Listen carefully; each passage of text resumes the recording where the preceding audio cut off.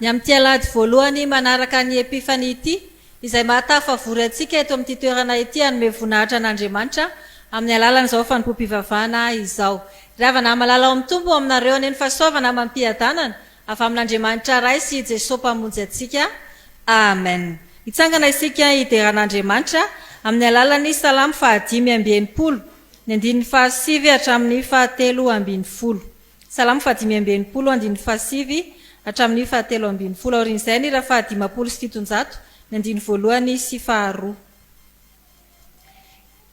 Iombona amin'ny mpanao salamo isika amin'ny anaran'ny Tompo manao hoe mamany tanana ianao ka namando azy mampavokatra azy betsaka ianao mihodin'Andriamanitra dia akitozatrano mamboatra valo ho an'ny olona ianao fa izany no mamboatra ao an-tany mamamokatra voasy ianao ka mampiravina azy ranonana vatravatrany mampifosanao azy mitany fitsimoana ianao satria mambonaitra ny taovitainao ary dianao telemenaka votodrano ny fiadrasan'olona any hevitra ary sisra fifaliana ny avoana rafitra olonsa ary voasatra vany ny voasaka miomy izy eny mirakoa.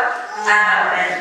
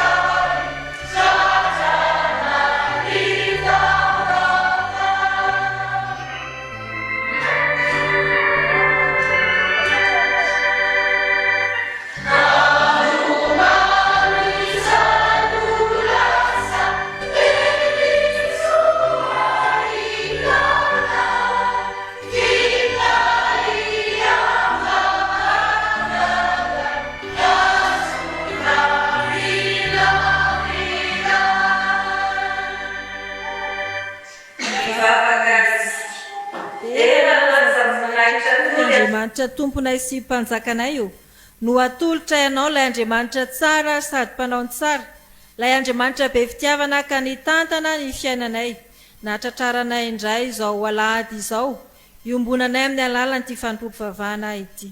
Avy Tompo manatra izao fotoana izao fa ataonay ho voninahitra ao izany ary isaoranay ianao ny fitiavanao ahafahanay misitraka zava-tsoa avy aminao avy amin'ny alalan'izao fanompoam-pivavahana izao.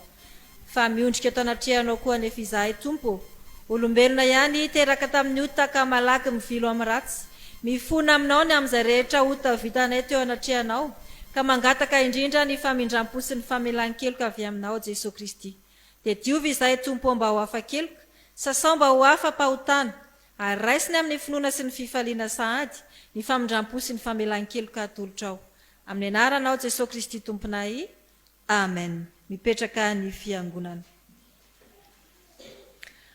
Hankalaza ny tenin'Andriamanitra isika ary havana, anao ny anjara irany ny sampana sekoly alahady, hitsangana miaraka amin'izay ny ankizy sy ny tanora, aorin'izay dia androso ety anoloana ny tompon'andraikitra ny amin'izany. Dia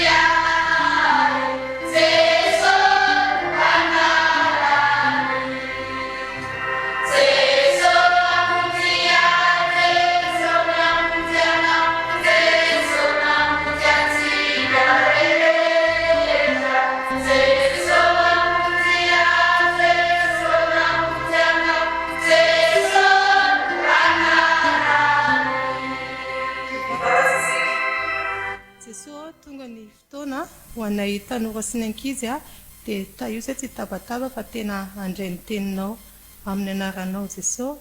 Amen. Petraka. Salama daholo rakizy. Andao aloha hipetraka e. Zaho andaontsika no mpampianatra mety dia mody atao hoe za zany mpampianatra dia nareo mpianatra zany dia andaontsika tsy asiana kilasy hoe T1 T2 T3 fa miaraka daholo dia mpianatra zany endry tsara tonga za miditra mpampianatra. Bonjour tout le monde. Bonjour maîtresse. Dia mitsanganako. Bonjour tout le monde. Bonjour maîtresse. Petraka daholo iarana. Sao anomboka lesona vaovao tsika rakizy dia ny mpianatra endry tsara rehefa te ahay dia mihaino tsara ny mpampianatra. Zany sao ary averina dia izay tenenin'ny maîtresse arana. Deutéronomie toko 9:5. Deutéronomie toko 9:5. Amin'ny anaran'i Jesosy. Amin'ny anaran'i Jesosy. Ary tiavan'i Jehovah Andriamanitra amin'ny fonao rehetra sy ny fanahinao rehetra ary ny herinao rehetra. Faly be maîtresse fa mahay nareo. Andao asitsika fetsika dia mora tadidy dia rehefa tonga ny examen dia toa dia mahay nareo. Hainga anarany dia mitsangana daholo. Deutéronomie toko 9:5. Deutéronomie toko 9:5. Ary tiavan'i Jehovah Andriamanitra amin'ny fonao rehetra sy ny fanahinao rehetra ary ny herinao rehetra. Zay rangano lesonantsika androany fa mody atao hoe récréation zany. Petra daholo ary dia tonga hoy zany directrice dia mody atao hoe za ihany rangano directrice mety sao manao ny directrice hoe rehefa misy olon-dehibe tonga dia mody mitsangana. Bonjour directrice. Bonjour daholo. Mipetra rakizy. Vaovao alohan'ny andehanantsika récréation rakizy dia ilazao ny ray aman-dreninareo fa ny sekolontsika dia misokatra ho any ankizy rehetrarehetra. Mbola mandray foana zao ny mpianatra dia teneno neninareo sy dadanareo fa tsy mandoa sara-pisoratana anarana hoe aty amintsika tsy mandoa écolage mihitsiny fa fitaovana ilaina dia cahier stylo ihany. Dia misy boky efa ampitondrainantsika efa nanantsika rehetrarehetra ny hatrany fa tsy mila mividy tsony baiboly. Tadidy ve zay? Zay ary ny androany. Ndao rangahy hijanona fa reraka betsika tsy hanao récréation tsony taperina fianarana tapitra arany. Hivavaka tsika arany. Jesosy misaotra noho ny teny izay nampianarinao anay androany dia io tokoa izay mba tena itianao Jesosy amin'ny fonay rehetra, amin'ny fanahinay rehetra ary ny tenanay manontolo ho voninahitra Andriamanitra irery ihany. Amen. Iratsika ny rafa 1:7 dia androsy ireo mpanompon'Andriamanitra hitarika antsika mivavaka sy ny famakiana ny tenin'Andriamanitra.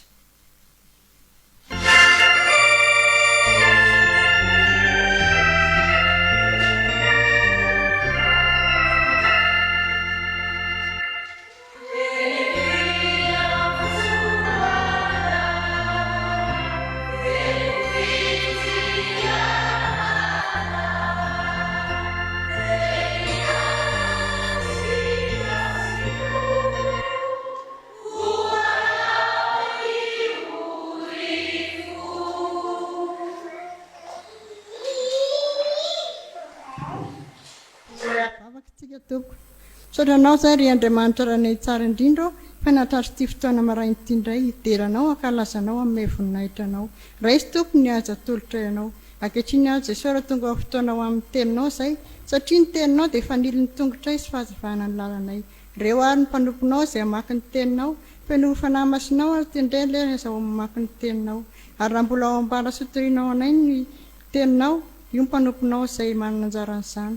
feno fanahamasinao azahoany mitory ny teninao ka tsisy voambara afa-tsy ny sitraponao rery ihany reo vahoakanao izay ena dia sakafo mifona azahoany mandray ny teninao dia mitanena tompo fa vonina enanao izay vahoakanao amin'ny anaranao Jesosy nanaovana ivavakay amen. Amaky ny soratra masina sika ry havako ny perikopa izay voalahatra ao amintsika amin'ity anio ity dia ny tantara faharoa toko faharoapolo andininy fahadimy hatramin'ny fahafito. Tantara faharoa toko faharoapolo andininy fahadimy hatramin'ny fahafito. Matio toko fahadimy andininy fahatelo amby telopolo hatramin'ny fahafito amby telopolo. Mateo toko fahadimy andininy fahatelo amby telopolo hatramin'ny fahafito amby telopolo. Hebreo toko faharoa ambin'ny folo raisina amin'ny andininy voalohany hatramin'ny fahatelo. Hebreo toko faharoa ambin'ny folo andininy voalohany hatramin'ny fahatelo. Rehefa hita dia vakitsika amin'ny anaran'i Jesosy.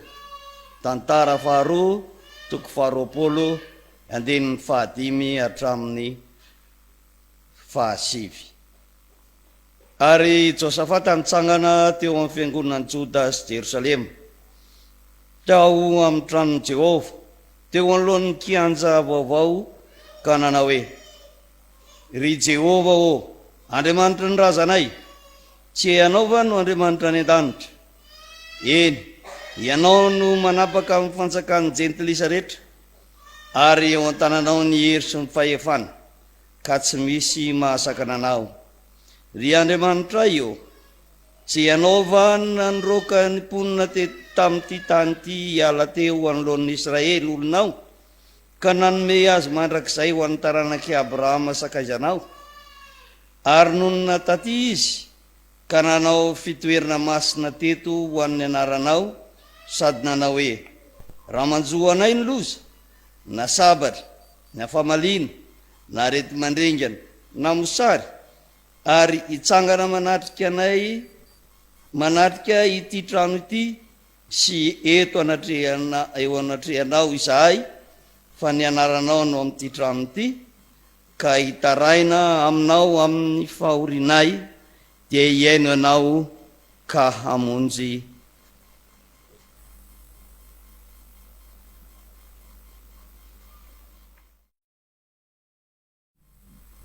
Matio toko fahadimy andininy fahatelo amby telopolo ka hatramin'ny fahafito amby telopolo.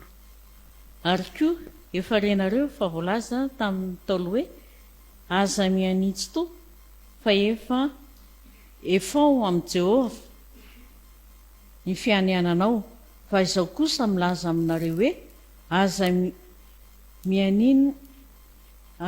mianina akory na milanitra fa seza fiandrianan'Andriamanitra izany, na amin'ny tany fa fitoeran-tongony izany, na amin'ny Jerosalema fa tanàna ny mpanjaka lehibe izany. Aza mianina amin'ny lohanao fa tsy mahay mahafotsy na mahamainty na dia ny singam-bolo iray akory aza ianao. Fa aoka ny teninareo ho eny, tsy, fa izay mihoatra noho izany dia avy amin'ilay ratsy. Epistily ho an'ny Hebreo toko faharoa ambin'ny folo andininy voalohany ka hatramin'ny fahatelo. Hebreo toko faharoa ambin'ny folo andininy voalohany ka hatramin'ny fahatelo. Koa amin'izany satria misy vavolombelona maro be toy izany manodidina antsika toy ny rahona, dia aoka isika koa naisitra izay rehetra mitambesatra amintsika mba amin'ny ota izay malaky mahazo antsika. Ary aoka isika hiazakazaka amin'ny faharetana amin'izao fiazakazahana filokana napetraka eo anoloantsika izao, mijery an'i Jesosy tompon'ny finoantsika sy mpanefa azy, izay naharitra ny azo fijaliana fa tsy nitandro henatra, mba hazony ny fifaliana napetraka teo anoloany ka dia efa mipetraka eo ankavanan'ny seza fiandrianan'Andriamanitra izy. Fa hevery tsara ilay naharitra ny fanorenana nataon'ny mpanota taminy, fandrao ketraka ianareo ka ho reraka ny fananareo. Amen. ray masino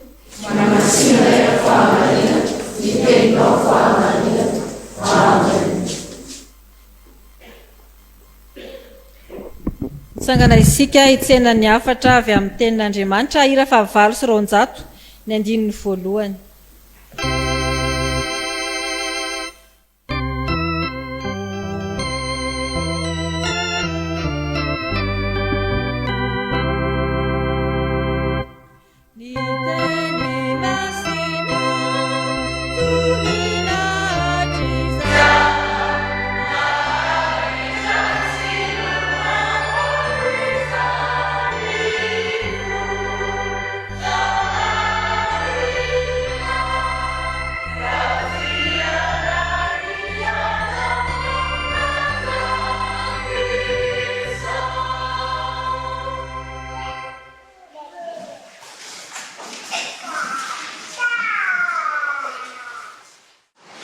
Anapaka ampotsika hatranany riavana ny fiadanany Jesosy Kristy.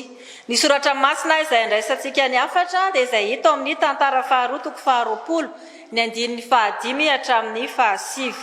Soratra masina izay mitantara ny fomba ny atrehan'ny Josafata mpanjaka toe-javatra sarotra anankiray. Josafata ilay mpanjaka izay ambaran'ny soratra masina fa nandeha tamin'ny lalan'ny Davida rainy. Toe-javatra sarotra no natrehany Josafata satria andiana miaramila marobe avy amin'ny firenena Moabita sy Amonita miampy firenena hafa no efa eny an-dalana andeha hanafika any Joda.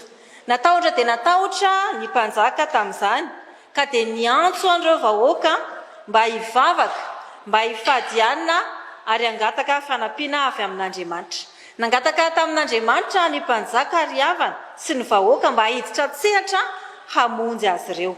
Nisy afatra roa farafahakeliny riavana andeha ho raisitsika amin'ny alalan'izao soratra masina izao. Ny afatra voalohany dia izao: tahaka ny Josafata mpanjaka na dia ao anatin'ny toe-javatra sarotra azy dia ekeo itokio ny herin'Andriamanitra sy ny fahefany. Ao anatin'ny toe-javatra sarotra izay hatrehana dia ekeo itokio ny herin'Andriamanitra sy ny fahefany arak'izay hitantsika eo amin'ny andininy 9 hatramin'ny 7. Ny asa lehibe efa nataon'Andriamanitra teo amin'ny zanak'Israely no tanisain'ny Josafata mpanjaka eto anehoany sy anekeny ny herin'Andriamanitra sy ny fahefan'Andriamanitra ary ny fahalehibiazan'Andriamanitra. Izao teny ataon'ny Josafata izao dia milaza riavana fa Andriamanitra tompony fiandrianana, ilay Andriamanitra tompony fiandrianana any an-danitra fa tompony fiandrianana ety an-tany ihany koa. Lazainy hoe Andriamanitra ny lanitra manjaka amin'ny habakabaka, manjaka amin'ny voary rehetra ity Andriamanitra izay ivavahany ity. Fa lazainy ihany koa hoe manapaka amin'ny fanjakan'ny jentilisa rehetra ary eo an-tanany ny hery sy ny fahefana rehetra ka tsy misy mahasaka anazy. Eto zany Josafata riavana dia miaiky fa tsy ireo vahoaka an'Andriamanitra ihany, izany hoe ny vahoaka ny Joda ihany no ananan'Andriamanitra fahefana, fa eny fa na dia ny firenena hafa ihany koa aza ananan'Andriamanitra fahefana izany. Ary tsy misy na iza mahasakana sy mahatohitra an'Andriamanitra. Noho izany riavana dia izao: akoatry ny fananany fahefana ny an-danitra sy ety an-tany dia manana fahefana mivoary manontolo ihany koa Andriamanitra araka ny fanekemponoana izay ataon'ny Josafata eto. Fiankena lehibe satria riavana raha miteny izy hoe tsy misy mahasakana an'Andriamanitra dia ilazany zany fa tsy misy mahaleo ny herin'Andriamanitra na miaramila firy na miaramila firy. Ary ireo rehetra ireo riavana dia milaza mahatompo ny hery sy mahatompo ny fahefana ilay Andriamanitra izay ivavahan'i Josafata sy ny vahoaka eto. Mitanisa ireo rehetra ireo Josafata riavana mba hanamafisany ny finoany, hametrahany ny fitokisany eo amin'Andriamanitra. Fa raha iray atrika ireto fahavalo lehibe sy maro be ireto izy dia matoky fa Andriamanitra dia mbola manjaka amin'ny zavatra rehetra, amin'ny olona rehetra, amin'ny toerana rehetra, ka afaka manao tahaka ny nataony tamin'ireo zanak'Israely ireo tany aloha, ilay nandroan'Andriamanitra ny tompon'ny tany Kanana ka nampidiran'Andriamanitra ireto vahoakany reto teo amin'izany tany Kanana izany. Nahatsiaro ny fampanantenana izay nataon'Andriamanitra tamin'ny zanak'Israely Josafata teto riavana, ary niaiky fa tena nitanterahan'Andriamanitra izay fampanantenana rehetra nomeny ny vahoakany. Tsy Josafata ihany fa nisy ihany koa ireo mpanjaka maromaro izay nitondra an'ity firenen'ny zanak'Israely ity riavana dia nitodika tamin'Andriamanitra tahaka ny nataon'i Josafata rehefa tojo ady sarotra tahaka izao anisan'izany ny Davida mpanjaka. Fa i Jesosy Kristy koa zariavana zanak'Andriamanitra, nefa rehefa tojo ady sarotra nangororo ny fanahany hiatrika ny fahafatesana dia niantso an'Andriamanitra rainy ihany koa, nitodika tamin'ny Andriamanitra rainy ary nametraka feno teo ampelantanan'Andriamanitra rainy momba azy sy no aviny manontolo ary natoky izy fa izay lalana hitondran'Andriamanitra azy eo dia izay no lalam-pandresena. Isika koa ry havana miatrika ady sarotra eo amin'ny fiainantsika. Rehefa hisedra mafy isika dia andeha anao tahaka ny Josafata mpanjaka. Amin'ny maha olombelona dia mety misy ihany ny fanahiana tena matahotra mafy, saingy izao ry havana tsarovy ny asa lehibe izay nataon'Andriamanitra tamintsika tany aloha tany. Tsarovy ireo asa mahagaga izay efa nataon'Andriamanitra tamintsika, ny valim-bavaka rehetra izay efa nomen'Andriamanitra antsika, ka ireny indray no andeha hampiorenantsika ny finoantsika, ananantsika fitokisana fa Andriamanitra tompony hery sy ny fahefana rehetra, mifeny zavatra rehetra ary tsy misy mahasaka anazy tsy hiasa eo amin'ny fiainantsika. Mampandresy antsika ny fahavalontsika Andriamanitra ary miady ny adintsika, fa indrindra Jesosy Kristy dia efa niteny ry havana hoe efa nomena azy ny fahefana rehetra ny an-danitra sy ety an-tany. Koa aza matahotra apetraho aminy ny fanahinareo rehetra hoy Jesosy Kristy fa izy no miahy anareo. Ekeo hitokiso ny heriny fa mamonjy anao izy, manavitra anao izy. Matokifa tahaka ny Josafata ilay nivavaka tamin'Andriamanitra dia azonao apetraka eo amin'Andriamanitra, eo amin'ny Jesosy Kristy ihany koa ny momba anao rehetra sy ny adinao, fa izy dia efa eo an-tanana ankavanan'Andriamanitra, eo amin'ny ankavanan'ilay fiandrianan'Andriamanitra mivavaka ho anao isan'andro isan'andro.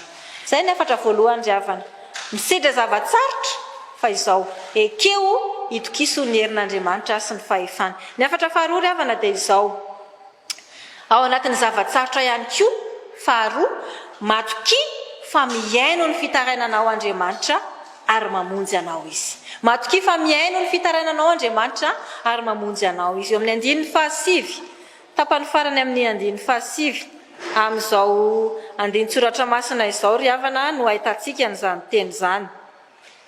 Ary hitsangana manatrika ity trano ity sy eto anatrehanao izahay, fa ny anaranao no amin'ity trano ity, ka hitaraina aminao amin'ny fahorianay dia hiaino ianao ka hamonjy. Ny fadianina, ny vavaka, ny mpanjaka sy ny vahoaka, ny ankoka teo anatrehan'Andriamanitra ny mpanjaka sy ny vahoaka, ary tao anatin'izany vavaka izay nataon'i Josafata izany ry havana no ahitantsika eto fa izao. Na dia mbola tsy mahazo valiny aza izy, dia efa manana toko fa Andriamanitra dia miaino ilay fitarainany ary mamonjy azy. Novelarin'i Josafata teo anatrehan'Andriamanitra avokoa izay rehetra nanjo azy, ny fitarainany rehetra netiny teo anatrehan'Andriamanitra tamin'ny atsipiriany izany, ary dia nataony tampinoana, nataony tampitokina ny vavaka teto. Efa fantany, efa nino sahady izy, fa na dia mbola tsy mifanehitra amin'ireo miaramila aza dia andresy no Andriamanitra ray ilay Jehovah izay azo nitokisana, satria tompony hery tompony fahefana rehetra. Nentiny teo amin'Andriamanitra ny manjo azy. Fa ankoatran'izay ry havana dia voalaza eo amin'ny andininy faha-raika amby roapolo amin'ity tantara faharoa ity fa nideran'Andriamanitra ihany koa ireto vahoaka ireto, nideran'Andriamanitra ampitokina izy ireo, ary dia ambarana eo amin'ny andininy faharoa amby roapolo inona no nitranga. Eo amin'ny andininy faharoa amby roapolo dia izao no voasoratra: ary raha vao nanomboka nioby sy nidera ireo dia nasiany Jehovah otrika hamely ny taranaka Amona sy Moaba sy ny avy any tendrombohitra Seira izay avy hameliny Jody ka dia resy ireo. Izany ry havan'Andriamanitra ilay miditra an-tsehatra, na nisy otrika ka namely ireo miaramila saika hamely ny vahoakany ireo. Andriamanitra ilay miditra an-tsehatra ka nampifanandrina, nampifamely ireo fahavalo dia ringana teo ireo fahavalo ny vahoakan'Andriamanitra ry havana. Ary dia marina tamin'ireto vahoakan'Andriamanitra ireto, marina tamin'i Josafata mpanjaka ry havana ilay teny hoe Jehovah hiady ho anareo, fa ianareo kosa angina hitodika amin'Andriamanitra, hatoky an'Andriamanitra. Marina tamin'izy ireo ilay teny hoe ho fahavalo ny fahavalonao aho ary ho rafy ny rafinao aho. Koa aza mitady famonjena any akafa intsony ry havana. Miara-mivavaka tahaka nataon'i Josafata sy ireto vahoaka ireto, miara manandratra fidelana an'Andriamanitra, miara mametraka amin'Andriamanitra ny ady sy izay rehetra manjo. Ao ny any amin'ny Matio any hoe raha misy roa aminareo mifanaiky aty ambony tany na amin'inona na amin'inona ka hangataka izany dia omeny raiko izay ny an-danitra izany. Ataovy amin'ny finoana ny vavaka ry havana, fa hoy Jesosy Kristy hoe ninona tonononareo amin'ny fivavahana sy angatanareo dia mino fa efa nandray anareo dia ho azonareo izany. Ekena fa tena mafy ny fiainana ry havana. Miakatra avokoa ny vidin-javatra rehetra zao. Tsy misy ny fandriam-pahalemana mety ao anatin'ny aretina sy ny olana samihafa ianao.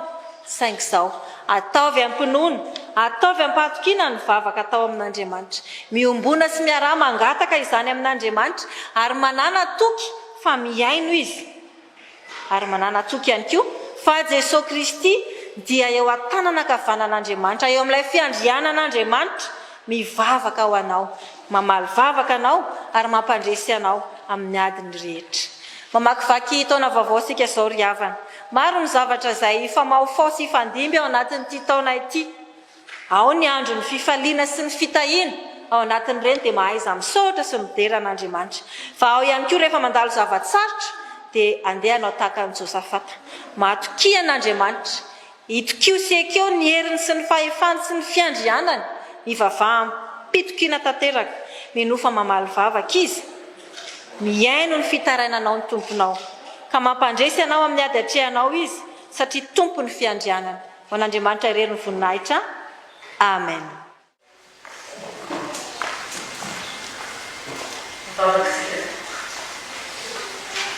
Misaotanao, mideranao, manome voninahitra anao zay tompo, ny amin'ny fitiavanao anay, nomenao ny teninao, nampafantaranao izay tamin'ity andro ity, fa ny olona matoky ny herinao dia ianao mihitsy ny mandray an-tanana ny fiainana. Ary indrindra tompo, fantatra efa tianao zahay, ka ianao no miasa ao anatinay, na dia maro aza ny olona naoseho eo ny fiainanay. Dia ianao Jesosy Kristy tompo, ilay tompony fahefana ny an-danitra, sy diapana miasa ao anatinay satria Andriamanitra lehibe ianao, Andriamanitra masina, mahita ny afina rehetra, mametraka ny fiainanay tsirairay eo anatrehanao mba hatoky anao Andriamanitra, ino anao. Ary indrindra tokony herinao tokoa ka ho tena fiainanay ny miaraka aminao Jesosy Kristy tompo. Dia ho vavolombelonao zahay amin'izay rehetra ataonay, na ny fiteninay na ny fiainanay, ka ho hita ety aminay fa velona ao anatinay ianao. Dia jereo manokana tompo ny fiainany tsirairay, ny tokantrano tsirairay izay na miatrahanao anay. Ianao nandrotsaka ny fitahinao sy ny fiadananao ao anatin'ny ankonanay. Ary koa tompo, jereo ny raim-pianakaviana rehetra mba ho ray anjakanao, atahotra anao sy ho tianao ary manompo anao. Dia jereo ny reny rehetra, ianao nandrotsaka ny fiadananao aminy, an'olo-tsaina endry azy azahoany ny kolokolo ny ankonany sy ny taranany mba ho eniky ny voninahitra ao. Dia ao ny ankizy sy ny tanora tompo, ianao nampitombo fahendrena saina vatana sy fanahy, ka ny fahasoavanao hitoetra amin'izy ireo, ka raha hianatra hiatrika ny fianarana na ny asa dia ny fanahy masinao ampitoera ao anatin'izy ireo. Dia jereo manokana tompo zao fiangonana nametrahanao anay, vondron'olona miara mivavaka, izay kasainao fiangonana lehibe, izay atonga ny fiangonana anjakanao Jesosy Kristy tompo, ka ho vavadiny lanitra hidirany vahoakanao any an-danitra izany. Ka miasa mahery tompo, indrindra ho an'ny mpitandrina izay mitarika izany. Ianao no hiasa ao anatiny, fa namasinao ampitomboy, azahoany mampahery ny vahoakanao, mitarika ny vahoakanao anjakanao. Dia jereo tompo izao firenena izao, apetraka eo am-pelantananao mba ho firenena anjakanao, ho firenena matoky anao. Dia jereo tompo ny fiangonan'i Jesosy Kristy eto Madagasikara. Ianao tompo hiasa ao anatin'ny fiangonana mba ho tena vavolombelonao eran'izao tontolo izao ny fiangonan'i Jesosy Kristy eto Madagasikara. dia jereo tompo ny marary rehetra na ny tokantrano na ny amin'ny hopitaly ianao ny asa amin'izy ireny amindra fosemela eloka ary indrindra ndray an-tanana ny fahasalamany dia jereo reny voafonja na any amin'ny fitoerana anomanana ny ankizy mba ho zaza endry ianao jesosy kristy tompo hiasa anamboatra ny fiainany tsiraray mba hitodiany aminao Andriamanitra nary azy dia ianao nanafaingana ny fafahany izy ireny any amin'ny toerana izay misy azy tsiraray maro ny tiana hitononona eo masonao tompo foy ny fisainanay ny fantatray ampy ho anay ny fahasoavanao tanterao aminay zany ka ny fahasoavanao tompo ho amin'ny tsiraray ho mariky ny fiombonanay mafalo ny fonay miara mananjapeo manakambana zany vavaka izany amin'ilay nampianarinao ny mpianatrao fa izay manao hoe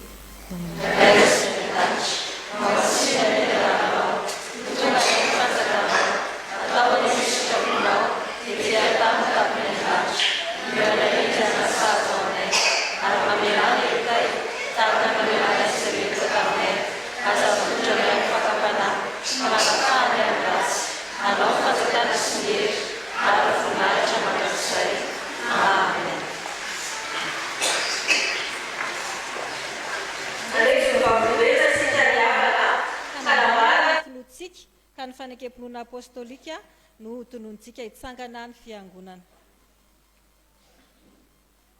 mino an'Andriamanitra ilay sopanao lahatra sopanao ary mino an'i Jesosy Kristy zanaka tonontsika izay torotoroana tao faray masina atera ny ara ny vitsiny mizarana namoka gotokorato nombona tamin'ny azy fitariana maty na levi livina tany amin'ny fiainatsika nitsangana tamin'ny tamin'ny azy fahatelo miakatra ao amin'ny lanitra bebeka vatan'Andriamanitra laisoa avy any adiny tsara veta tsy ho maty mino ny fanahy masinao fiangonana masina mirehitra zao tontolo izao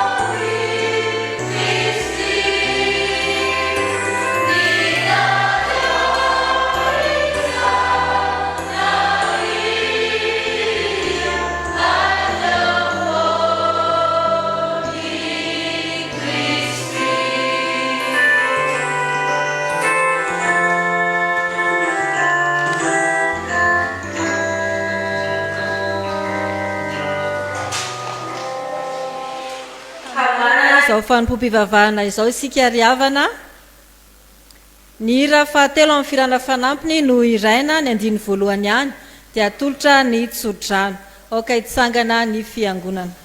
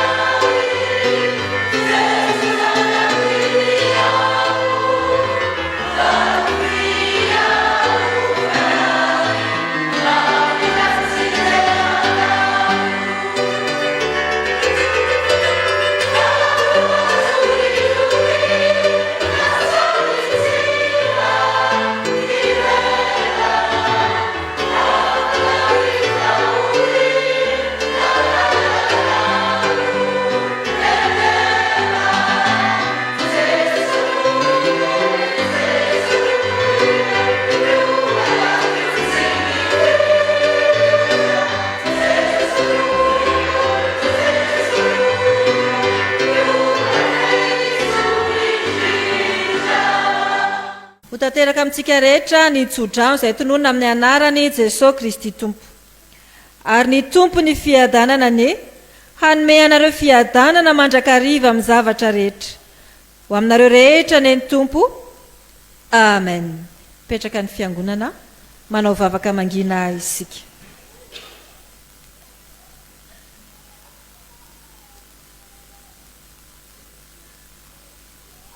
An'Andriamanitra irery ny voninahitra amin'ny anarany Ray sy ny Zanaka ary ny fanahy masina.